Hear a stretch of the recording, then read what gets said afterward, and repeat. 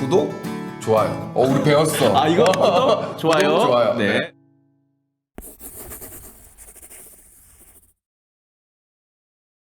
특징적인 이제 고용노동 이번 7급의 가장 핫 이슈였죠. 핫 이슈, 네, 그치, 핫 이슈. 신설된 고용노동 직렬 실경쟁률이 5.2대 1이었어요. 이거는 진짜 어느 공무원 직렬도 이제 볼 수 없는 한 자릿수, 그것도 그치. 5.2대 1 그치. 7급에서 이거는 뭐 전무후무한 경쟁률이었어요. 그러니까 이게 가산점이 포함된 건가요? 예, 가산점 포함. 가산점 포함해가지고 예. 직상사 가산점이 있으면은 그러면 더 되게 높아지는 거고. 근데 이게 직상사도 아무래도 3점이니까 중요한 가산점 많은데 이 원점수 보시면은 그냥 7급 하신 분들한테 70점이면은 사실 많이 이제 여기를 쓸 걸 이런 이제 그치. 예, 하는 아쉬움이 많으셨을 겁니다. 아마 권오부 특히. 그치. 예. 그쵸.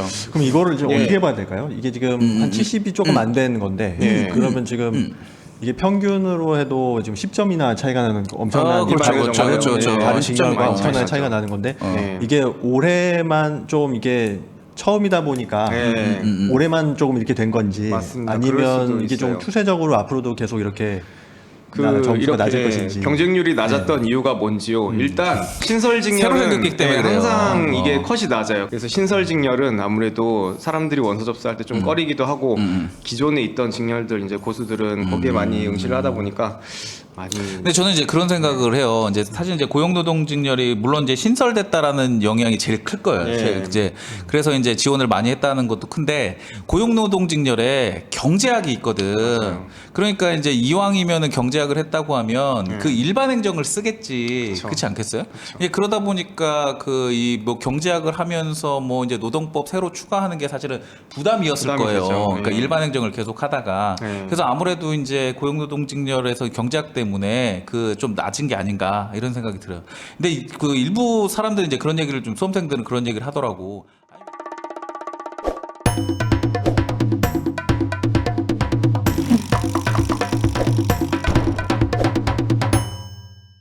근데 그 일부 사람들은 이제 그런 얘기를 좀 수험생들은 그런 얘기를 하더라고. 아니 왜 고용노동 직렬에 경제학을 남겼냐. 맞아요. 그러니까 뭐 예. 행정학이 빠지면서 왜 이제 그쵸. 노동법이 들어가야 그쵸. 되냐 이런 얘기를 하는데 이제 고용노동부는요 여기 경제부처예요. 경제부총리 소속에 있는 거기 때문에 경제학이 빠질 수가 없어 사실은. 그러다 보니까 이제 그 이 커트라인이 낮은 게 아닌가 그리고 이제 경쟁률도 이제 낮아진 게 아닌가. 그래서 저는 그 개인적으로는 내년에도 이 추세가 그대로 될 거라고 봐요. 네. 그러니까 지금처럼 사실은 이런 경쟁률까지는 아니더라도 아니더라도 적어도 이제 일반 행정이나 이제 다른 직렬에 비해서 경쟁률은 내년에도 여전히 낮을 거다. 그리고 이제 그 경제학이 들어가 있기 때문에 여전히 커트라인이 낮을 거다. 맞습니다. 뭐 그렇게 생각이 진입장벽이 됩니다. 크죠. 경제학이 아무래도. 네, 그리고 우리 여기 채팅창에도 나오는데 그 고노부가 그 업무가 좀 업무 강도가 세다.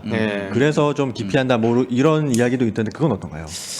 어느 부처 가도 이제 다 이제 업무 강도는 세고 그리고 어느 부처를 가도 민원을 상대하는 데는 다 이제 똑같은 입장일 텐데 굳이 고용노동부가 이제 그렇게 그 기피 부서가 돼야 되는지 그건 잘 모르겠어요. 근데 솔직히 그런 건 있어요. 이제 고용노동부가 그 작년에도 그렇고 이제 올해도 그렇고 많이 뽑았잖아요. 많이 작년에 뽑았죠. 이제 추가 구급도 채용으로 그렇고. 뽑았고 네. 올해는 이제 직렬이 새로 만들어져서 이제 뽑다 보니까 아무래도 그 승진이 적체될 수는 있어요. 그리고 이제 저는 이제 근로감독관에 대해서도 되게 할 말이 많은데 근로감독관도 이게 굉장히 좋은 그 이 권한을 가지고 있는 이제 그런 거거든요. 그러니까 솔직히 이제 7급으로 들어가서 본인한테 권한이 주어질 수 있는 자리가 그렇게 많지가 않아요. 그러면 김건 선생님 노동부 지금 이렇게 찬양을 하시는데 만약에 국토교통부 배정 안 받으시고 노동부셨다. 그럼 계속 공직 생활을 하셨을 건가요? 그건 잘 모르겠어요. 그건 잘 모르겠는데, 그건 잘 모르겠어요 이제. 그건 잘 모르겠는데, 근데 9급 고노부는 힘든 게 맞아요. 그러니까 그거는 맞아. 그건 맞아. 왜냐면 그 9급으로 고용노동부를 가게 되면은 그 근로감독관이 아니라 고용센터로 가게 되거든. 근데 전국에 이제 고용센터가 100개인가 있어요. 100개인가 있는데 실제로 이제 뭐 시력급여 주고 무슨 이런 좀 그 급여를 주는 역할, 그렇죠. 뭐 이런 역할을 하는 거기 때문에 거기는 이제 민원이 많아요. 근데 실제로 이제 그 주민들하고 이제 대민해서 일을 하기 때문에. 근데 실제 이제 고용노동부에서 근무하는 친구들은 뭐라고 얘기하냐면 9급에서 7급으로 승진해서 근로감독관이 되면은 진짜 천국으로 갔다고 얘기를 하거든요. 그래요. 그러니까 실제 되게 좋은 부처입니다. 좋은 부처.